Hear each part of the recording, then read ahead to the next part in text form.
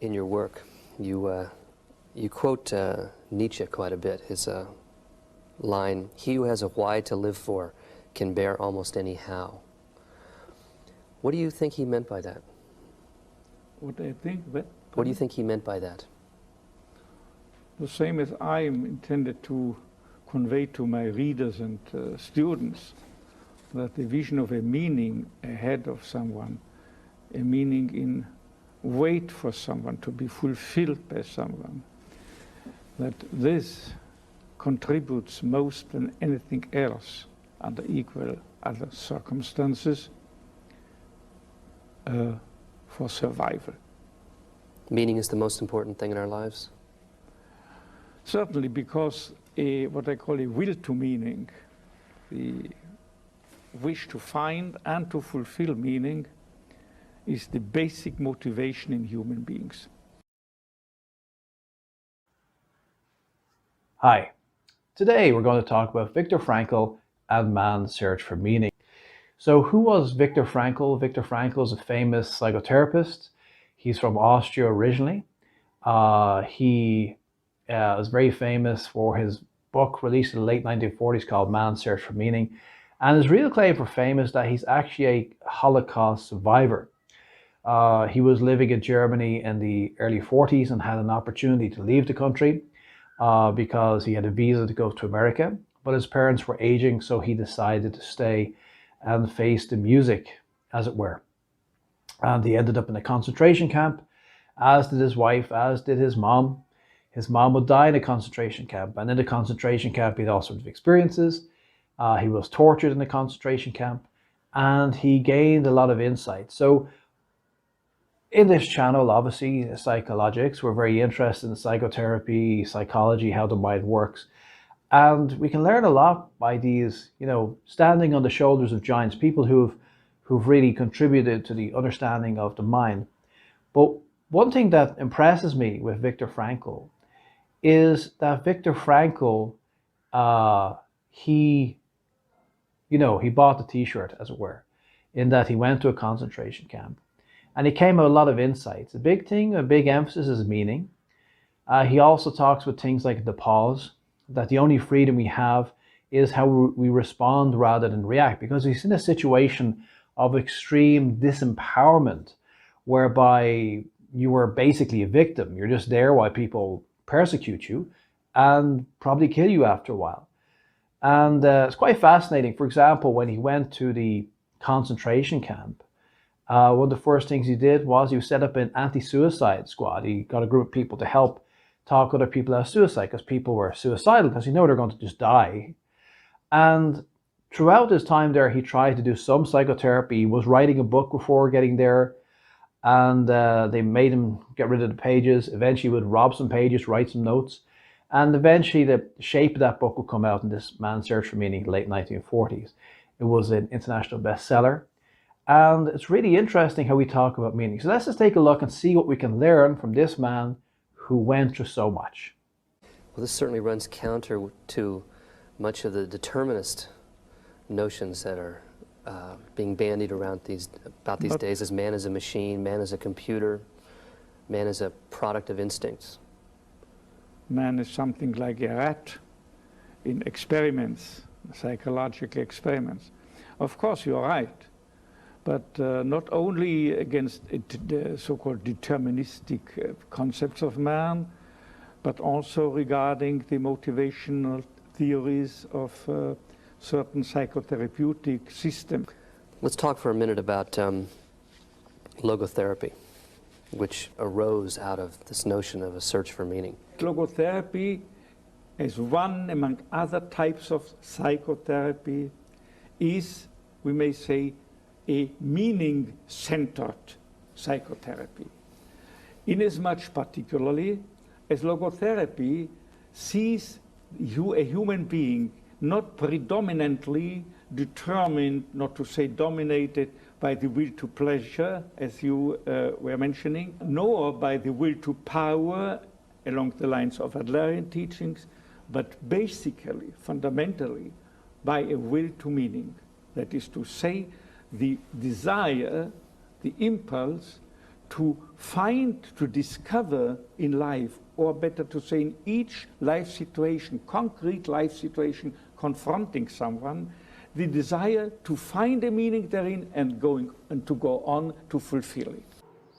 Okay, so what Viktor Frankl is basically addressing here is Freudian psychoanalysis and Adlerian psychotherapy. Adler was a student of Freud and set up his own system. Freud focuses mainly on pursuit of pleasure, Adler on the pursuit of power. And Viktor Frankl's opinion is that both are wrong. Actually, human beings are driven by a need for meaning in their life. And it's the will to find a meaning in your life, and then when you find a meaning to life, to look for fulfillment. That's actually the goal of life and our major challenge. So it's a different viewpoint. Personally, I do think that pleasure and seeking pleasure and avoiding pain is very powerful. I do believe that power is very powerful. So I think there's virtue in all of these systems. But particularly, meaning is very important. We look at our society today, there's so much lack of meaning. You know, if you go back 100 years ago, 150 years ago to Victorian society, there was more coherence in society because people had a sense of where they fit in. They fit into a certain role. Religion was very predominant everywhere. I remember listening to a radio documentary some years ago where they were reading letters from soldiers in the Civil War in America on both sides. And they kept referring to God. Back in the 19th century, people kept talking about God. And so people had a sense of, you know, groundedness, centeredness, and having a sense of where I fit in with society. Now, of course, there's a lot of problems. Things like women didn't have rights. People who had a different sexual orientation had great difficulty. You couldn't break out your socioeconomic class. You couldn't break out of your societal, whatever societal structure you were in. And people were extremely restricted, okay? You just go back and watch those, you know, educational clips. They used to have educational clips in the 1950s where they would, like in America, for example, and they would have these, you know, how to dress, how to talk. And it's like, wow, life was stereotypical. You know, even if I go back to my youth when I was a young guy, you know, politicians are good, business people are good, the famous people are all good, of course. And there's heroes, there's good guys and bad guys. So for example, America was a good guy, Russia's the bad guy. And you know, we've moved on a lot, which is good. We're evolving beyond these simplistic notions of life and we're gaining a lot more understanding. But we're also not being supported by a sense of religion, a sense of where I fit into society, you know, my family, etc. So people are far more isolated. And I really feel that what we can take from Viktor Frankl here is that if you're trying to fix your life, you're trying to have a better life, think in terms of meaning. How can I find meaning? What matters to me? And that will take some soul searching, diary writing, meditation, workshops, thinking about life. But you need to find out what matters to you. And that's what I think is really golden about the Viktor Frankl viewpoint, which is that really you're designed to have a particular goal in life as a unique human being. So let's take a look into this uniqueness that he talks about. Is another aspect of experiential values. Excuse me. Not only experiencing something, but also experiencing someone. More than that, experiencing another human being in his or her very uniqueness. And it is the main attribute of a human being that he is a person in contrast to any animal. He is a person, and a person is always something absolutely unique, irrepeatable in the evolution of the cosmos, as it were, incomparable with any other human being.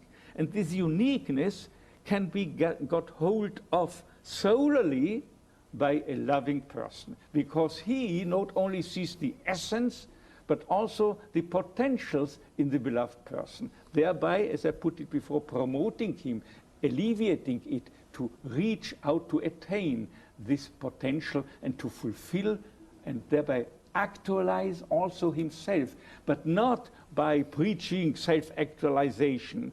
It's nonsense. Self-actualization can only fall into your lap automatically once that you have fulfilled a concrete meaning, done the best of a situation. Then you actualize yourself as a byproduct. If you watch this full interview, you'll see like he's talked about Adler and Freud, but also he's, I suppose, indicating the move in psychology and neurological studies where there's a focus, and still is a focus today, on neurobiology, and that we're just intelligent apes, where we don't really have a soul, there's no higher meaning in life, and that we're just an outcome of our biology. Okay, and so this idea of man as an animal or man as a machine, and what he's saying here is the opposite. We tend to see this in religious people of all denominations, by the way, that you're built by God, you're divine, you have a special role in life. And one of the issues we have in the world is there tends to be a focus on, you know, being some big success, demonstrating loads of money, or having 1 million followers on YouTube, or being famous, or, you know, doing something amazing. But, you know, society is created by all the different people. So everybody is part of society, and we all have a role to play. Everybody can't be a billionaire or super famous or whatever. So how can everybody be satisfied and everybody be happy? The only way you can be satisfied or happy is to stop looking outside for something to fill it in, and start filling that inner void by going within and finding out who you're really meant to be. And my basic belief, and I think this ties in very much what Viktor Frankl is talking about, is that each individual person is an individual. If there are presently around about 7.8 billion people on the earth today, that's pretty much 7.8 billion individuals. Each person is an individual. You are created by God, you have an individual destiny, and all you have to do is go within and find out who you really are, and learn how to manifest it, and learn how to help other people on the way. So this is why he's emphasizing this idea. And the other thing he's talking about here is self-actualization is not a goal. A while ago, maybe a year or so ago, I did a video, and it was entitled, you know, don't chase after happiness. Another short video I have, you're a meaning machine. Basically, we live on meanings, a metaphor, and getting deeper meanings. It gives us a sense of satisfaction because we have a higher level consciousness. We have to feel satisfied with what we're doing. And people tend to want to be happy, but what he's really saying here is happiness is the byproduct. You fulfill your meaning, and then happiness will come. Self-actualization should not be the goal. Self-actualization is a side product of finding out what matters for you and living that life as best you can. What about reaching out to others? Well, let's take a look at that. I've read recently was that you said that when you talked to European students, only 40% said they had suffered this sort of inner void, and yet 81% of American students experience the same thing. This was now, decades ago. We think of it just the opposite. We think of the Europeans as being buried under this existential dread and sense of purposelessness, and Americans as being optimistic and upbeat. However it might be, whether the ones or the others are suffering more or less respectively from this existential vacuum. The ones who seem to suffer less should not look at the others with contempt, but look at the others with compassion, and look for anything possible to help the others. So what he's talking about here is this idea that we can be demoralized. Nihilism is very popular. This is back in the 1980s. I think it's only worse today. More nihilism than ever, or nihilism, what you want to call it. And what he's basically saying is, don't worry which side it is on, who more to Europe, more to America, who gives a shit, who cares, okay? What he really focuses on here is that if you are not suffering so much, if you have more meaning in your life, then instead of feeling one up on the other guy, have compassion on the other person and try and help the other person. So what we take from this is, first of all, if you want to be happier, if you want to be more satisfied, if you want a more fulfilling life, find out what matters for you. You are a meaning machine. okay? You are here to find a sense of meaning in your life. And this is going to take some work, because what's rolled out in society is generic things like having money, having a swimming pool in your backyard, holidays. I mean, I see a lot of people, they travel all over the world, they take selfies, they share it. And yeah, you're doing all these activities, but who are you, and are you happy with this? So you need to find out what works for you. And maybe you're happier going for a walk on the beach than being in the disco. Maybe you're happier being in the party than walking on the beach. You have to find out what works for you, what kind of personality you are. Because we're being sold to all the time by society, by marketing and ads. You're this, you're that, you're this, you're going to have this car. You're going to be so happy with this car that costs $30,000 or $50,000 or whatever. You're going to be so happy with this phone that costs $1,000, $1,500. You're going to be happy when you are living in congruence with the sort of person you really are. So finding yourself, taking the time out to really find out who you are, find out what matters to you, and develop a sense of meaning in life. And also, what I like to call mind feed or brain feed, whereby you'll start reading books and watching videos and finding new avenues of thought and new avenues of feelings which will inspire you. So for example, reading philosophy, reading literature, reading inspirational stories about people, spirituality, of course, or new age stuff, or somebody's business, or somebody's overcome something. Read different books, watch different videos, and along the way you'll find some inputs which they will open up new ideas in your mind and make you realize, wow, I never thought of that before. And then once you find those little insights, keep going deeper into that direction to find out what you want, what you like. So this is very good to go and broaden your horizons, because we live in a niche down world where a search engine will say, if you type cricket, you get cricket bats. If you type golf, you get golf sticks, okay? So it's just very limited, and we have to broaden ourselves out and expose ourselves to different interests. And maybe everything you read, everything you watch, it mightn't resonate with you, it's fine. Be willing to work through it and find stuff that does resonate with you. Feeling, like taking up a sport, taking up kung fu, taking up motorbike riding, taking up art. Going on a weekend with a person you love to some kind of encounter weekend. It's not just about parties, but you have some interesting experiences with other people, or you learn about yourselves. Do some charity work, go to an orphanage, do something for other people, do a charity run. So you get the idea that we can work on feeding our thoughts and work on feeding our feelings.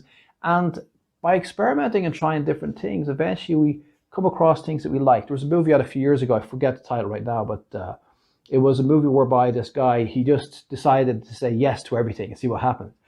And although some bad things happened, a lot of good things happened. Often we're closing things down and we think life is very limited. So try to expose yourself to different things and find out more of who you are. And broadening it out to civilization, so you're gaining meaning in your own life, but it's your meaning, not somebody else's meaning. And secondly, having compassion for the other guy, having compassion for the other girl, and reaching out and helping them. Finally, what I really like is about Viktor Frankl. You can check out his book if you like. Viktor Frankl, Man's Search for Meaning. Is this guy, he's not just a psychotherapist with his logotherapy. He's a guy who went to a concentration camp. And so this is the hard-edged learning that comes from dealing with tremendous trauma. We can only imagine that would be like basically hell. And this is what he came out with. Now, he had some thoughts on meaning going in, but I'm sure it strengthened his idea of meaning is everything. And he felt that, as you saw in the first clip, the intro clip, when you have a sense of meaning, you can achieve anything. Because he saw that people in the concentration camp, when they lost meaning, they were gone. Hope is the mother of mankind. No matter what situation you're dealing with, no matter how difficult it is, you have to find hope. You have to have some meaning, something you're holding on to that pulls you forwards in life. And that's what I really love about Viktor Frankl. It's heart-based. It's all about your uniqueness as a human being. Doesn't matter if you're broke, doesn't matter if you're ugly, doesn't matter if you're fat, doesn't matter if you're in a poor country, you're old, ill. You are unique, you're special. And find meaning in your life whatever way you can and try and help people in whatever way you can. And this greater sense of meaning will really, really help you. I find it very useful, and I really enjoy Viktor Frankl. Please check him out if you can.